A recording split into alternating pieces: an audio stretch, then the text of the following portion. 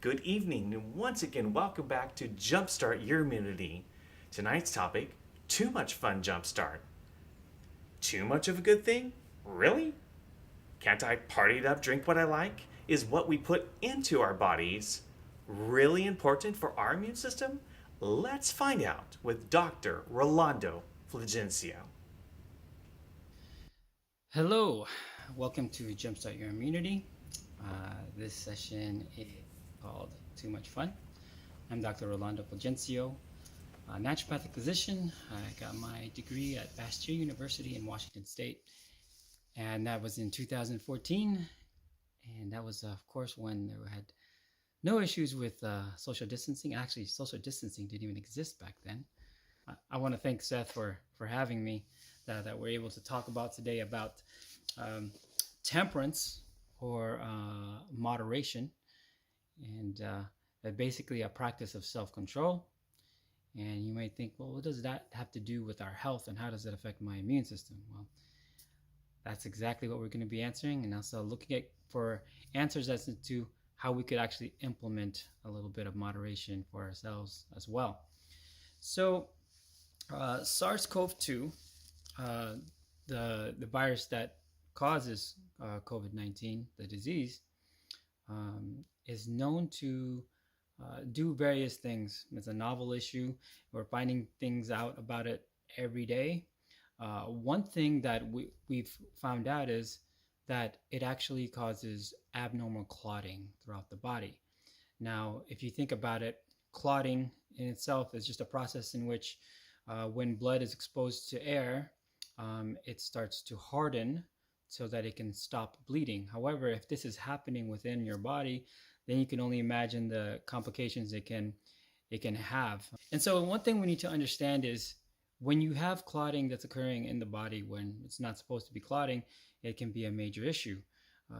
The lungs actually that have small capillaries that are required to exchange gases, CO2 and O2. When those become clotted, then you can't exchange oxygen, which is complicated, which is an additional complication to an already complicated situation. COVID-19 is considered a respiratory issue, a respiratory condition. Therefore, clotting in the lungs will further decrease your ability to just get O2 in your body. Another thing that COVID-19 can cause is vascular inflammation. Now, vascular inflammation, if you think about the like a tube, and let's say the lining of the tube thickens, well, then that will cause narrowing of the lumen, which will decrease flow through that area. It's kind of like taking a hose and putting your thumb over the top of it, and which will stop the flow of water. If there's inflammation in the blood vessel, it'll cause that kind of effect, which will increase blood pressure and increase complications within the body.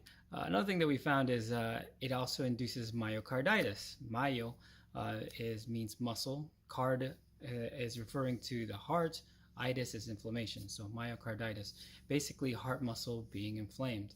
Now, when this happens, it's similar to the effect of it is similar to that of a vascular inflammation, meaning that there'll be a narrowing of space within the heart or within its chambers. And when this happens, what happens is, if you can just imagine the heart is pumping. Okay, let's see this space here. The heart is pumping, and if this becomes more narrow, then it can't fill these chambers of the heart as much as it usually does. Another thing that was discovered about COVID-19 is it can cause cardiac arrhythmias. To put it in simple terms, cardiac arrhythmias cause the heart to beat faster, excessively fast to the point that it's unproductive. Your heart rate can increase when you work out, and that helps us because increased heart rate will allow blood flow to our muscles and things of this nature. However, when the heart rate is going up for no real reason, and excessively so, then what happens is the chambers within the heart cannot fill to the proper blood volume that it usually does. And what's dispersed out of the heart is less blood than what's needed. This decreased blood flow to the rest of the body includes the brain, of course. And we're recently finding out that neurological symptoms can occur with COVID-19 patients. And it could be tied to possibly with the lack of blood flow to the brain. It's also worth noting that neurological symptoms are also associated with COVID-19. There's some patients that will experience lack of smell or loss of smell, which would decrease their ability to taste. Which doesn't seem like a very big deal. However, it actually is if you imagine that you can't enjoy the foods that you used to enjoy. The real issue here is the longevity of such symptoms. These patients that tend to experience these complications long after exposure to COVID-19, exposure to SARS-2, they tend to last at least 3 months. They call them long haulers, patients that deal with these things. And these other neurological conditions or neurological issues include confusion as well as inability to even walk. There's cases of which people are unable to talk. And again, this could be contributed to the fact that blood flow is not reaching the brain as much as it's usually is when the person is not ill. Another pre-existing condition that causes more complications for someone exposed to SARS-CoV-2 is actually diabetes. Now, diabetes, it's been known that high glucose levels can actually affect immune function, significantly so. And there's quite a bit of mechanisms on which it can do that. Affecting even organs that have small blood vessels, in which glucose molecules tend to adhere to endothelial cell lining, the endothelial cell linings, or the small vasculatures within the organs, including like the kidney. That's why the kidney will actually get damaged quite significantly with diabetes, not only with the high blood pressure that usually comes with diabetes, but also the fact that high glucose levels will attach to the endothelial lining, which will actually damage the blood vessels within. However, the mechanism in which this occurs, it goes in this manner.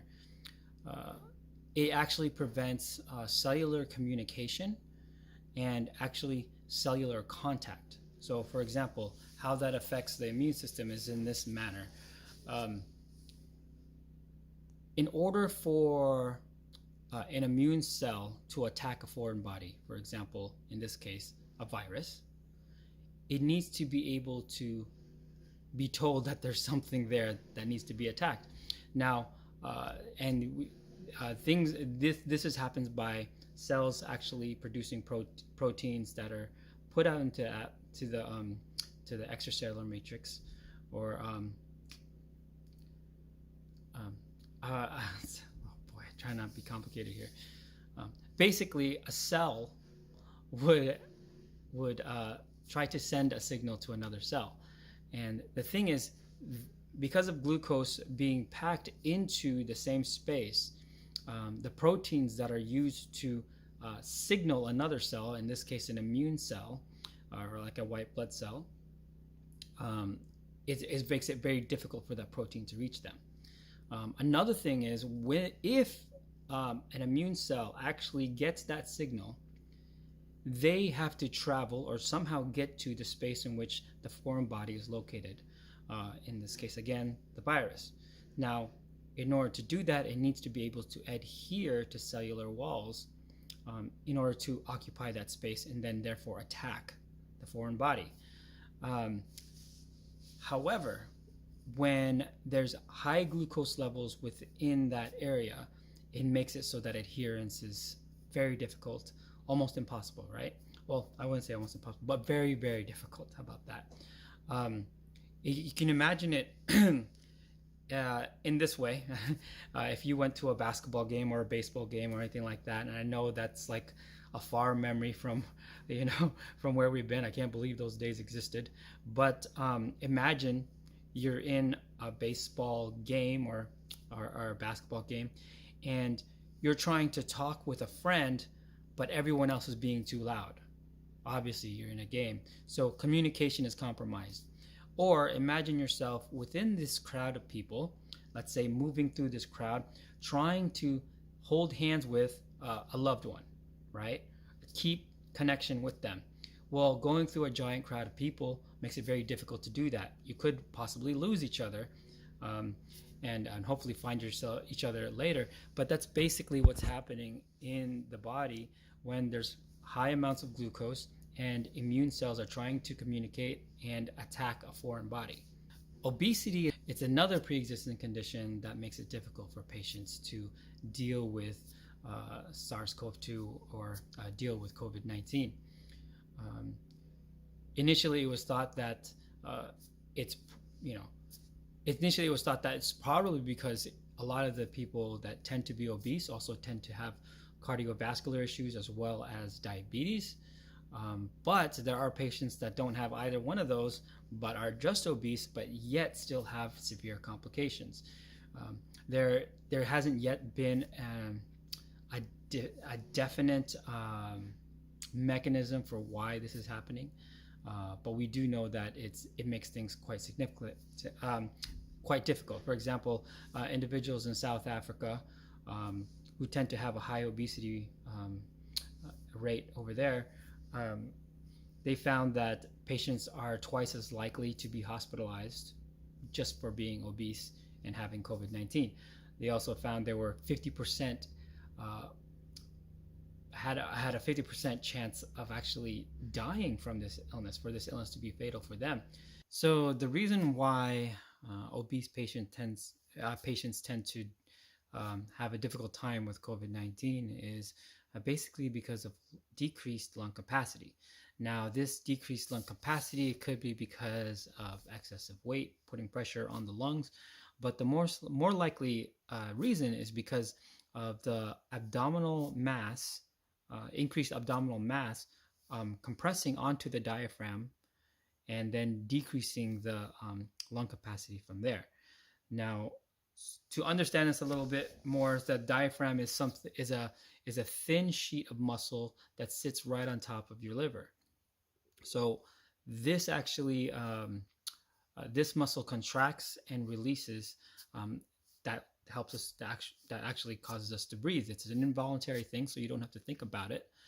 But this contraction and relaxation of this muscle, the degree of which it can do that, or to the length of which it can do that, determines our lung capacity, or contributes to a big part of our lung capacity.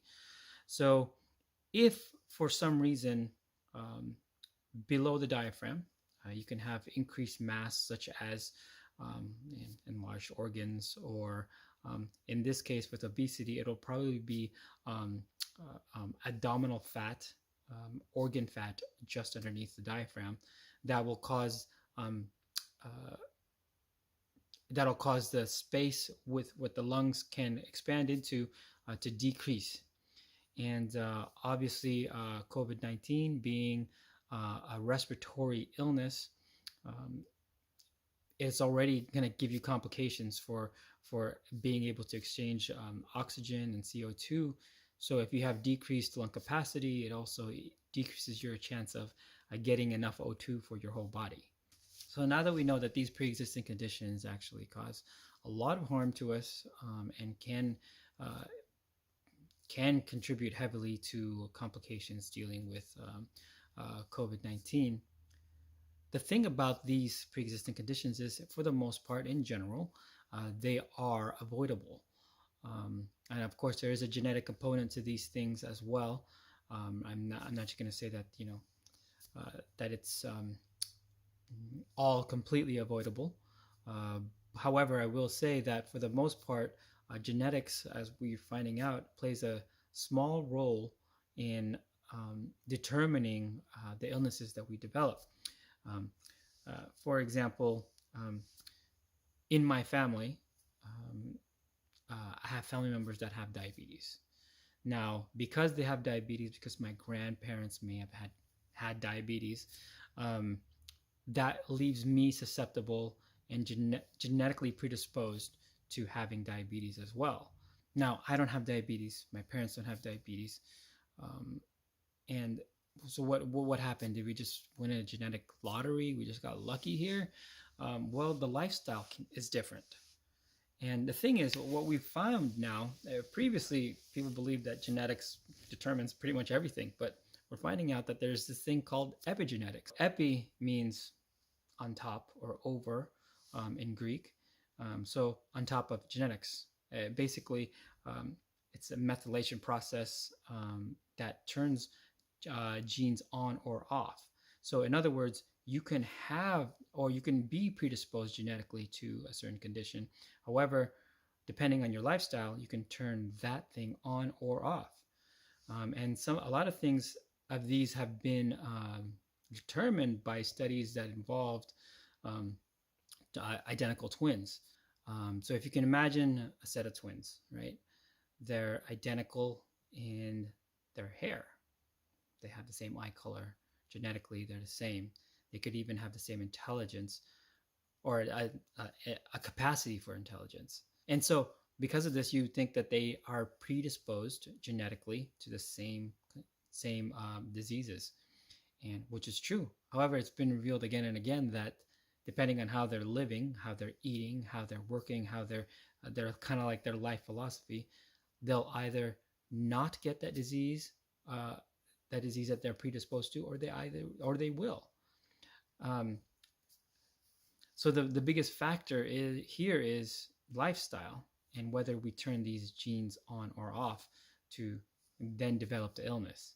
And so I'll propose to you that a lot of times it's not the genetics that we need to be worried about and what's being passed down from one generation to another.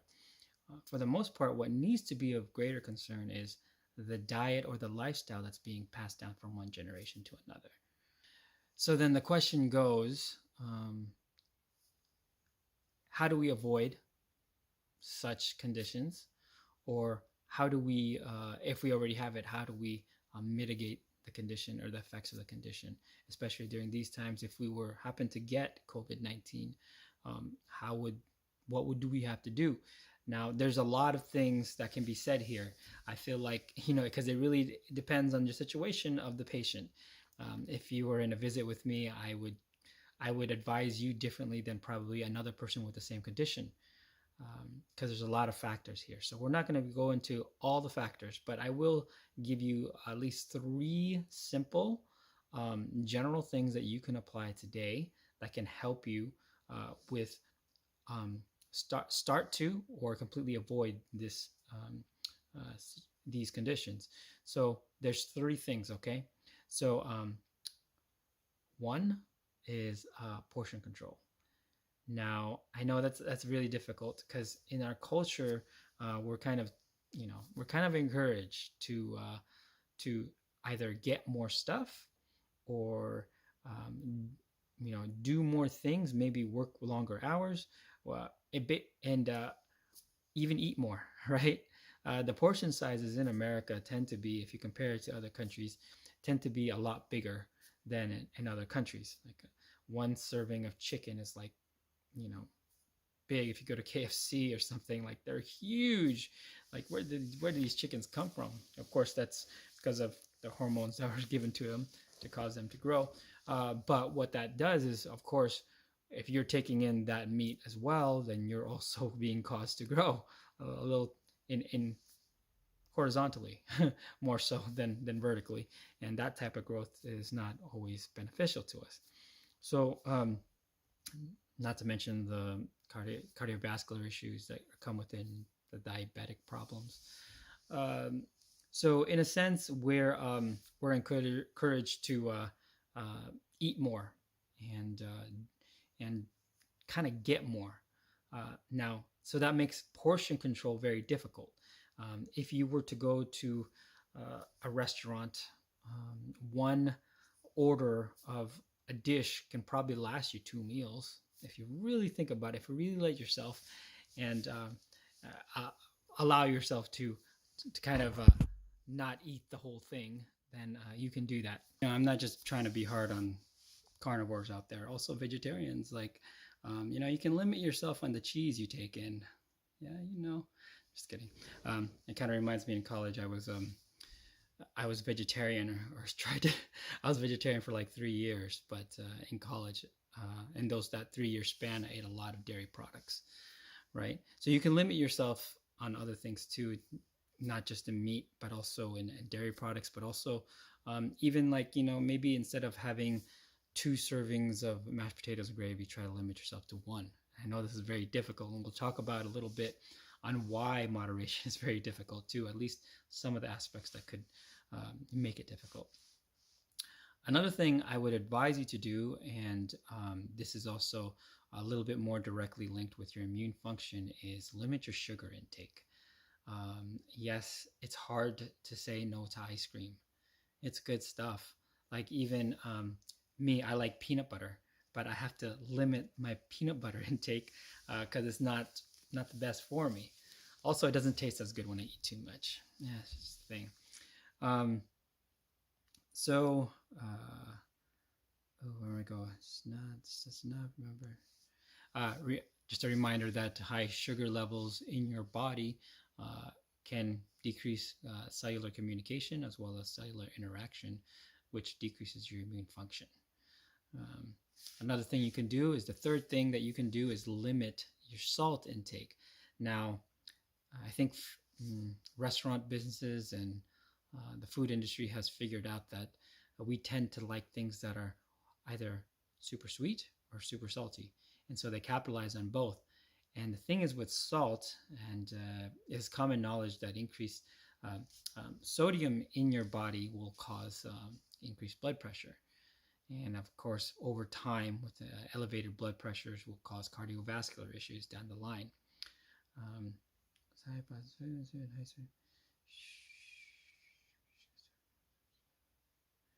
And again, cardiovascular complications can make things difficult for you if you were to be exposed to COVID-19.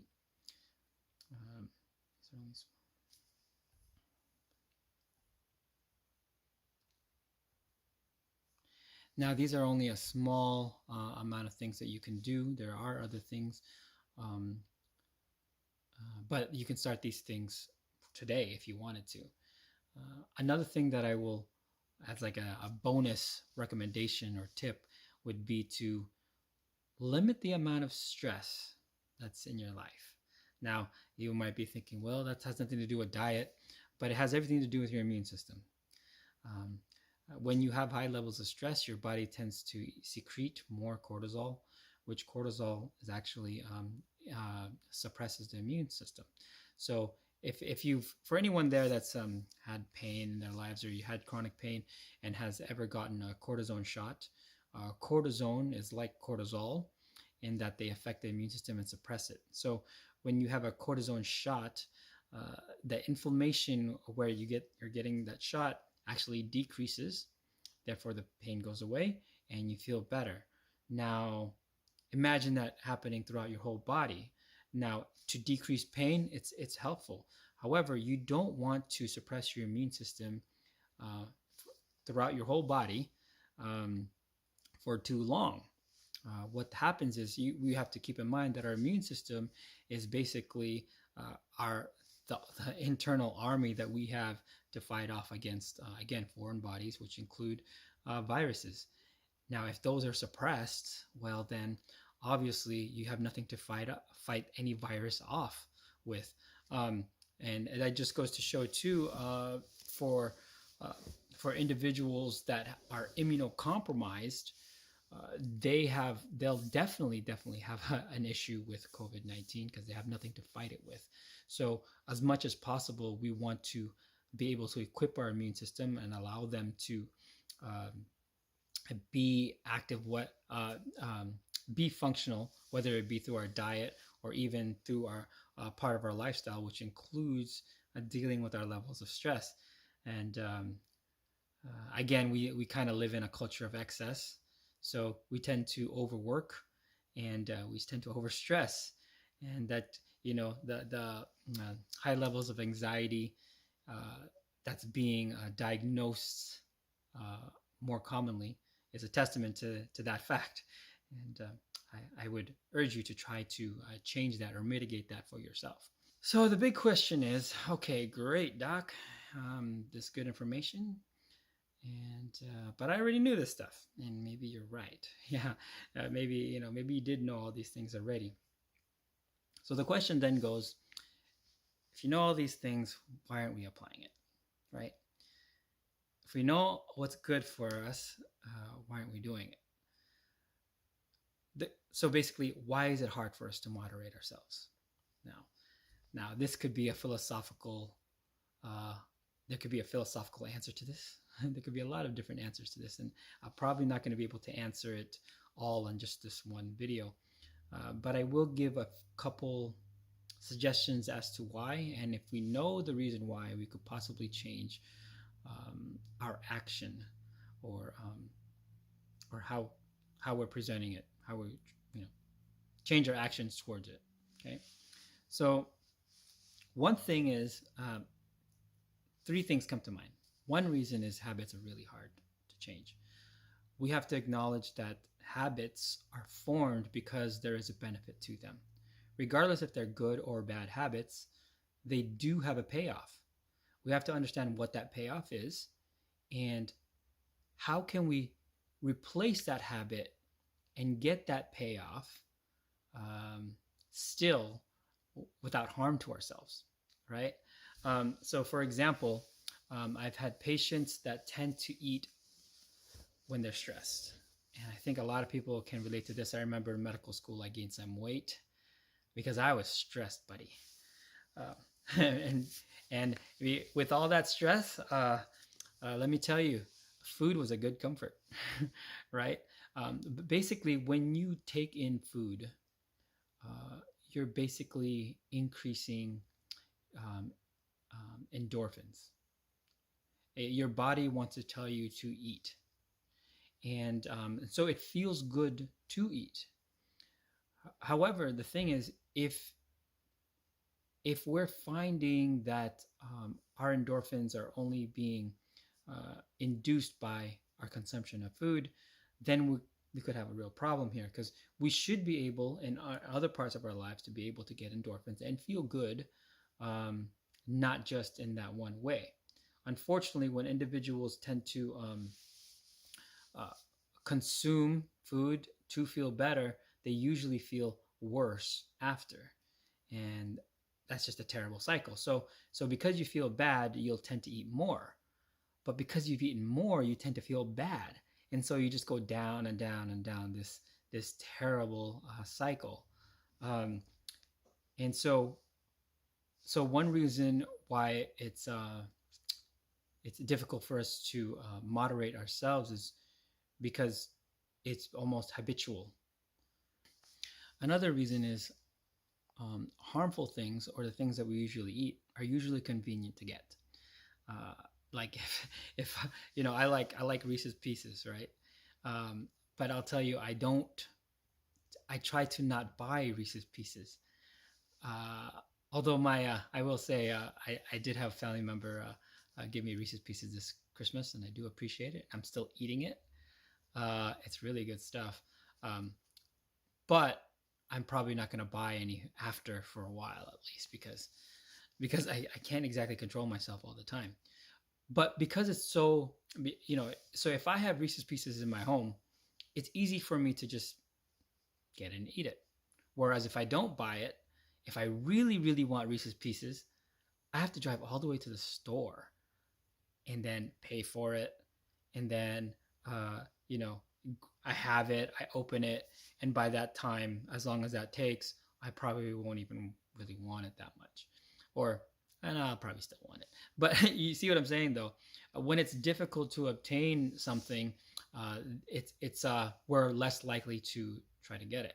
So one thing is, so basically temptations are convenient. fast food restaurants are everywhere, right? And they don't take long. And so if you're under the question of, and let's say you're pressed for time and you've been working hard and you only have just a little bit of time, would you rather just chop yourself up a salad and and let's just like, oh, it's nice and healthy and good for you, or is it better to just go through the McDonald's drive-through and within 5 minutes you get yourself a big old thing of fries and a sandwich and all these things. Um, most people will go for the second route because it's convenient. And although they may be like, oh, I'm violating my resolution, which hopefully some of you that have your resolutions are still holding up to it. Touche, good job.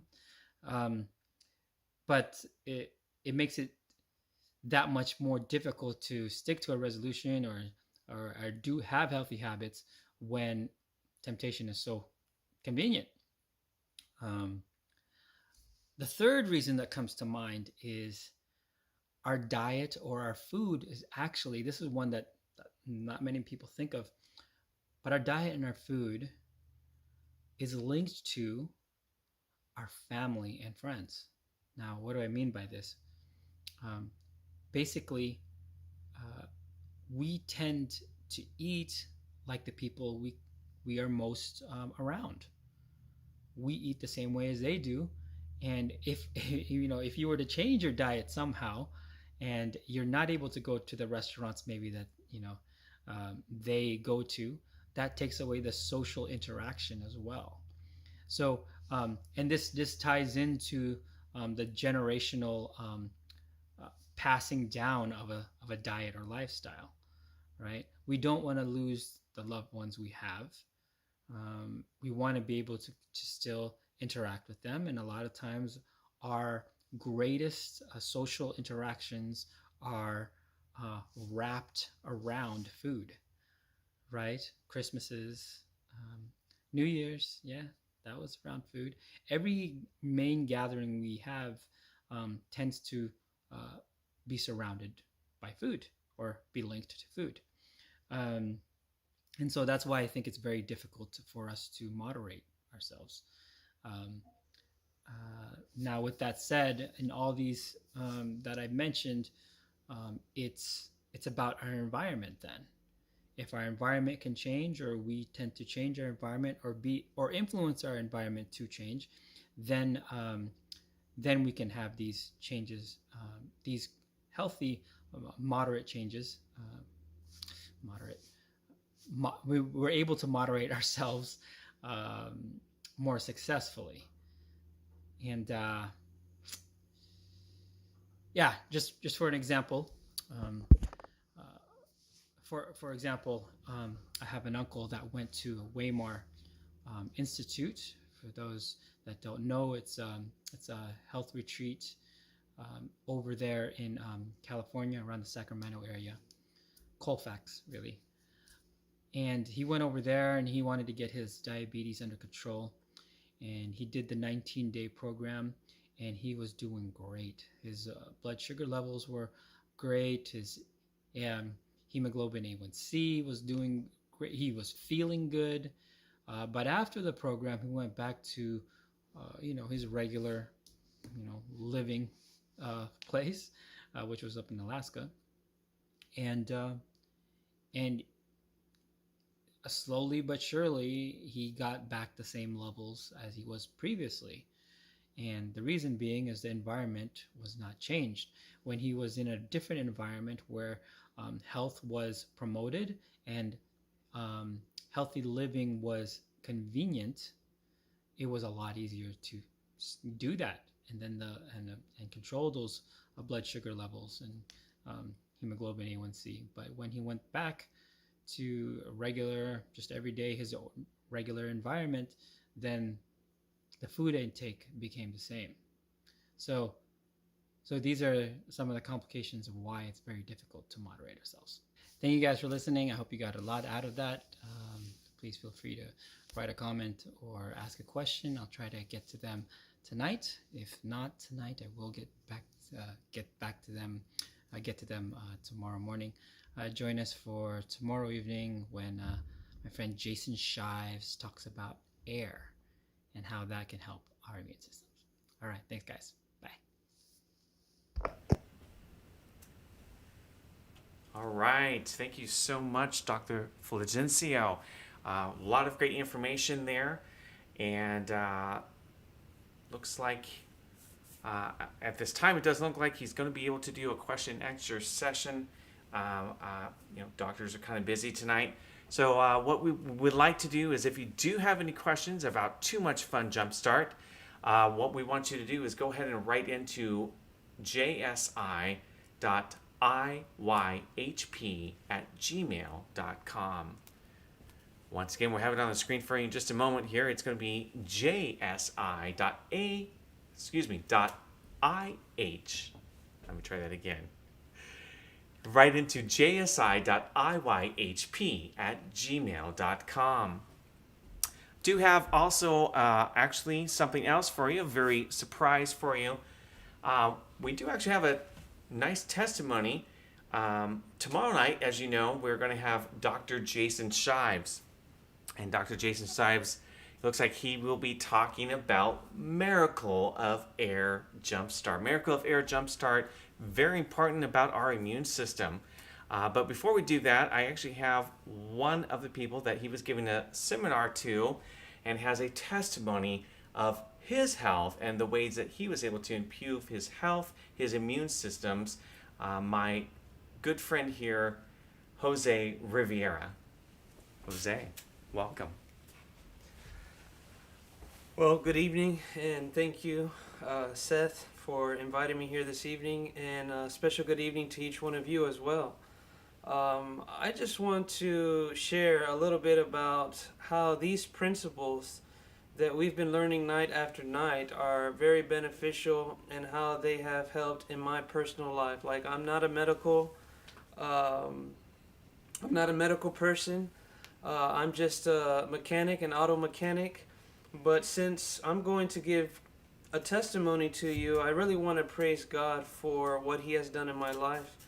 And because of these principles, my whole life has been benefited and changed to the point now where I want to share with as much people as possible. And so I've even joined in doing evangelism and how it relates to health. And the ministry that I represent is called Patient Faith Ministry. I'm the evangelist for that ministry. So I'll just give you a little bit of my background. I grew up in Orlando, Florida, and when I lived in Florida, I was a typical young child, and I enjoyed sports and whatnot. And however, because of my family dynamic, my father and mother both had to work.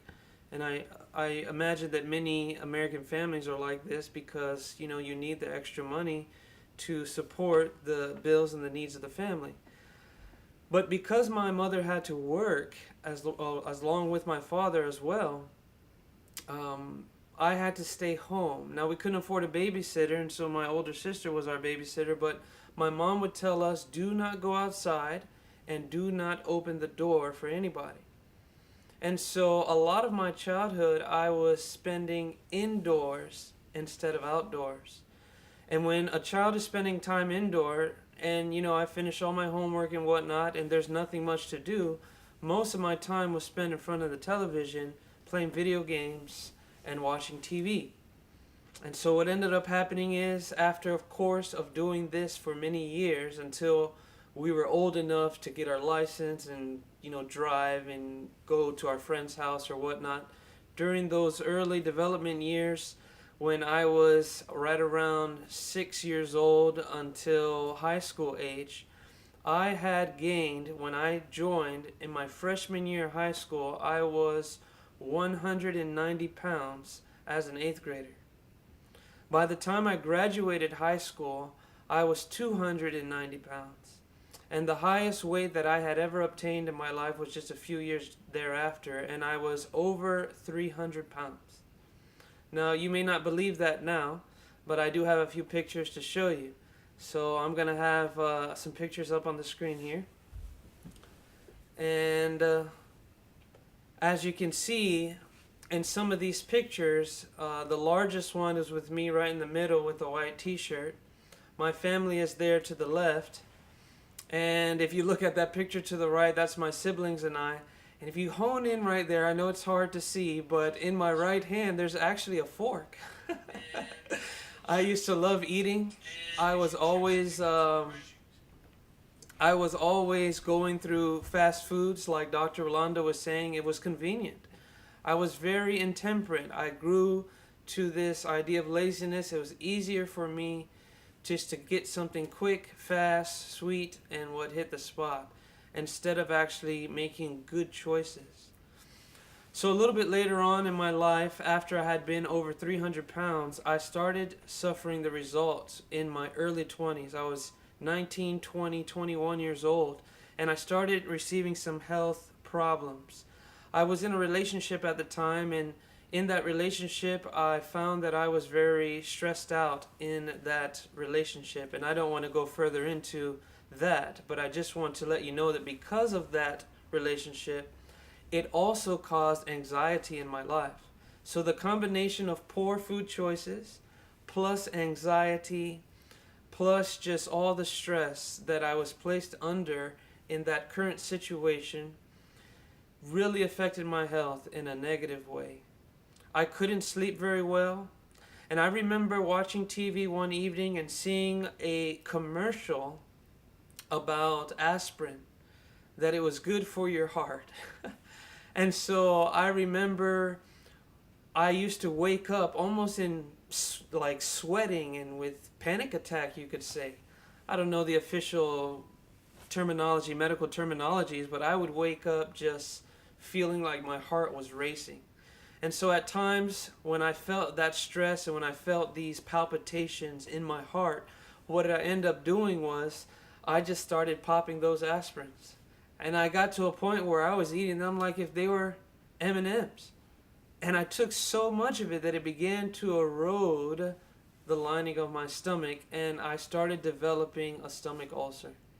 Well, when people have a lot of acid buildup, it's difficult for them to lay down flat, and so I couldn't even sleep laying flat on my bed because of all the acid that would come up. I kind of had to sit up in a lazy boy chair. And here I am in my early 20s. I'm 20, 21 years old, and I'm just suffering on a daily basis, mentally, physically, just suffering. Well, God did something for me, and I'm happy to share with you that God sent a doctor into my life. Now, not directly, but indirectly. I was working at a hospital, believe it or not, when I lived in Florida. And I saw a little poster advertising some presentations similar to what we're listening to today, and the previous nights and some more nights to come. I invite you to continue to watch each night. But in this presentation of health, there was a doctor by the name of Dr. Jason Shives. And I'm happy to tell you that he's going to be with us tomorrow night, and I'm excited to hear what he has to say. And Dr. Jason Shives, in that particular presentation that I was listening to, turned everyone in the congregation to the Bible in the book of Daniel. And he saw that in Daniel chapter 1, Daniel decided that he was going to not defile himself with the habits, the customs, and specifically the diet of the Babylonians. Now, I had grown up in church settings, but all I knew about Daniel was that's the guy in the lion's den. I didn't realize that there was so much more to his story and so much more to learn from the entire account, especially beginning in chapter 1. And when I read what the Bible had to say about the book of Daniel, chapter 1, and how he decided to stand on health principles, I was convicted that I needed to change. I didn't know exactly what all to do, but I started making those changes. And slowly but surely, I believe the Lord started working things out in my life. Even though it was a trial for me at the time, the job that I had, I lived 7 miles from my home. I lost my car due to some circumstances that I was going through. And here I am. I had just received a conviction that I needed to change my lifestyle habits, and exercise is one of those. And I know that one of the previous doctors from an earlier night had given us a wonderful presentation about how beneficial exercise is. But at that time in my life, I wasn't exercising much. But what ended up happening is I lost my car. I had to get to work, and so I had to bike it to work 7 miles. And you can imagine I was so tired by the time I started my job because I hadn't been used to traveling that far. And it took me nearly 3 hours to go 7 miles. That's how out of shape I was. But let me tell you, after several months, 6 to 8 months, I was going at it every day. I had to get to work. I had to make my living. And that exercise, combined with the conviction to start eating a little bit more like Daniel. And when I started doing that, what I started learning was the more that I saw results of positive health changes in my life, the more encouragement I received to keep going on that trend.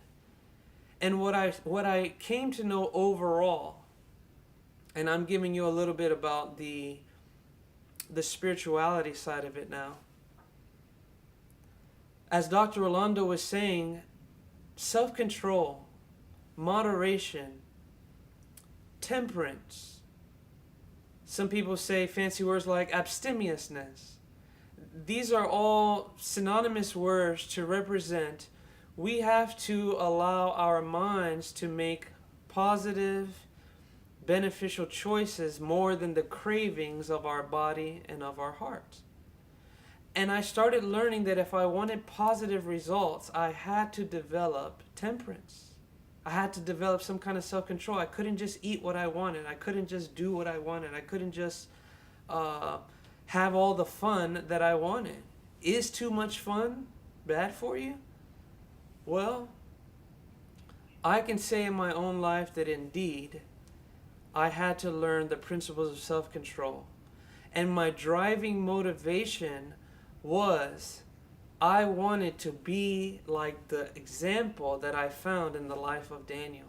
There was a certain boldness that he had, and when I saw his boldness and I read the account in the Bible, I was thoroughly encouraged. And I'm eternally grateful to God for Dr. Jason Shives and others who are promoting these kind of principles, because these principles work to save my own life. I was 300 pounds. I went down probably half the size of the man that I once was. I went all the way down to about 150. I have gained a little bit of weight since then, and now the Lord brought a wife to me. I'm happily married. I was on a lot of medication then for my ulcers. I had palpitations in my heart. I had high blood pressure constantly. But by and by, those things are behind me now because I made one thing, a choice to follow the very principles that you guys have been learning night after night. I give glory to God, and I'm just thankful. So just give 1 second. I'm going to invite Seth back over. And thank you for So I have a couple questions for you because I actually talked to Dr. Shives last night as we were talking about what his presentation was going to be on.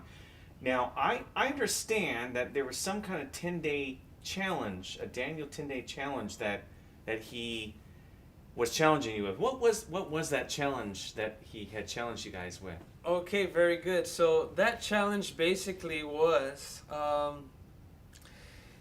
Daniel, in the book of Daniel, chapter 1, it mentions that Daniel, the King James says the word pulse, but other versions say that he ate basically a plant-based diet. And what he said was, here's a Daniel 10-day challenge. If you are normally a consumer of flesh meats and dairy products, he says, I'm going to encourage you to try 10 days of vegetarianism. Then he said, if you're already a vegetarianism, I'm going to encourage you to do 10 days of pure plant-based. That means no dairy, no eggs, nothing of that sort, no animal products, period. And so in those 10 days, I actually wasn't sure at the time. I didn't know. I didn't know my way around the kitchen back then. And so I actually ate a lot of salad.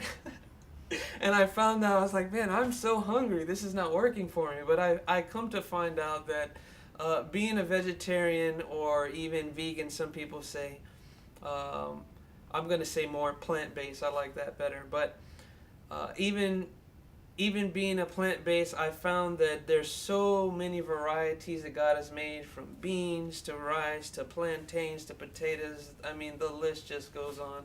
There's so many good things out there, and I'm just thankful for that. So you took that 10-day challenge, you ran with it, and my understanding is there was quite some time had gone by. I think it was about a year or so, and Dr. Shives went to a church. From my understanding, he went to a church, and you were the Sabbath school teacher. Is that correct? You were a Sabbath school teacher at the church that he went to. That's correct. That's okay. correct. Yeah. And my understanding, he walked into the Sabbath school and he didn't even recognize you. Is that my understanding? Is what he was telling me. Yeah, he didn't. I recognized him because I can't forget. God used him to really, plant that seed. So he changed your life. Not only did he change your life, it sounds like you had not only health problems, but my guess is your immune system was lowered, so you probably got sick a lot more back then. Is that? Oh, sure. Hands down. The seasonal flu always came around all the time. That was me. You always all the got time. that. I always got it. So I wanted to ask you then, since you've done the steps that we've taken so far in the JumpStart Immunity series, you basically have been following those steps. How often do you get sick now? I can't say that I'm fully sick-proof or bulletproof, as it were. I don't think any of us are. No, but I will say that, I mean, if I put a percentage to it, I would say I'm 90% less sick than I ever was before I did these things. So 90%, that's quite a bit. Yeah, a huge percentage of my life I've been free from, basic lifestyle sicknesses, colds and flus and so on. So I'm very grateful, to God for that. So that's really amazing to me. And I was talking to Dr. Shives last night, actually, and he was telling me how he didn't recognize you, and then when he finally found out who you were, he actually told me that he actually uses that story in a lot of his talks that he gives. I don't know if he's using it tomorrow or not, because I have not heard, exactly what he's going to be presenting. Obviously I know what he's presenting, but we'll find out tomorrow night exactly what he's going to be presenting with Miracle of Air. Once again, Miracle of Air JumpStart is tomorrow night. We do invite you to join us for Miracle of Air with Dr. Jason Shives. Looking forward to it. Thanks so much. And once again, please email us at jsi.iyhp@gmail.com. It looks like maybe Dr. Rolando. Maybe Rolando, we might get him here just a sec, see if you have any questions here. Does anybody have any immediate questions? It looks like he might be coming back. I'll step aside here and then. Let me just take a look here.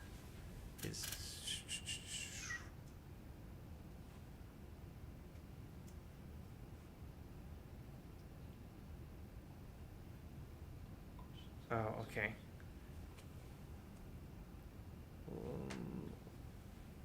Okay, looks like I don't quite have them on the screen, so I'm not sure. But go ahead and, once again, just send your questions to jsi.iyhp. Once again, that's jsi.iyhp@gmail.com. So once again, it'll be great to see you guys all back again here for Miracle of Air JumpStart with Dr. Jason Shives. Thanks so much, and have a wonderful night. God bless.